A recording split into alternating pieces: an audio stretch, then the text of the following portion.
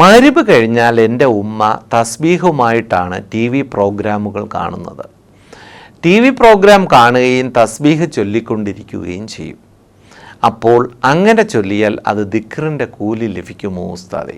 ചോദിച്ചിരിക്കുന്നത് അൻവർ സാദിഖ് ഇടപ്പള്ളിയിൽ നിന്നും. ചില ഉമ്മമാരുടെയും ചില ഉപ്പമാരുടെയും ധാരണ, നമ്മൾ നിസ്കരിച്ചല്ലോ, വേറെ എത്രയോ ആളുകൾ നിസ്കരിക്കുന്നില്ല, അപ്പം ഞാൻ ഇച്ചിരി TV കണ്ടതുകൊണ്ട് കുഴപ്പമൊന്നുമില്ല, അപ്പോൾ TV ഇങ്ങനെ കാണുക, സീരിയൽ ഇങ്ങനെ കാണുക, ചാനൽ ഇങ്ങനെ കാണുക, തസ്ബീഹ് മാല ഇങ്ങനെ മറിച്ച് ലാ ഇലാഹ ഇല്ലല്ലാഹ് ലാ ഇലാഹ ഇല്ലല്ലാഹ് സുബ്ഹാനല്ലാഹ് ഇങ്ങനെ ചൊല്ലിക്കൊണ്ടിരിക്കുക.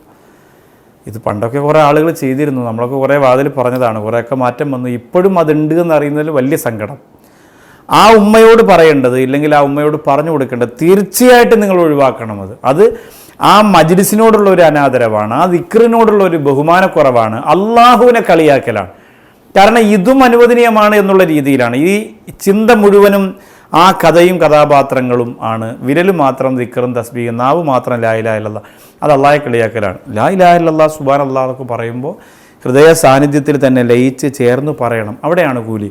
ഇതിന് ശിക്ഷയാണ്, കളിയാക്കിയ ശിക്ഷ കൂടി കിട്ടും. അള്ളാഹു കാത്തിരക്ഷിക്കട്ടെ. ഒന്നുകിൽ TV അല്ലെങ്കിൽ തസ്ബീഹ്, ഒന്നുകിൽ TV അല്ലെങ്കിൽ തസ്ബീഹ് എന്ന് പറഞ്ഞതുകൊണ്ട് ഇത് മാറ്റിയിട്ട് മറ്റത് കാണാൻ അൽജവാബ് നിങ്ങൾക്ക് അനുവാദം തന്നു എന്നതല്ല. നിങ്ങൾ കാണരുതെന്ന് പറഞ്ഞാലും കാണുമെന്ന് എനിക്കറിയാം, അതുകൊണ്ട് ഞാൻ ഓർമ്മപ്പെടുത്തിയതാണ്. പടച്ചോൻ കാക്കട്ടെ.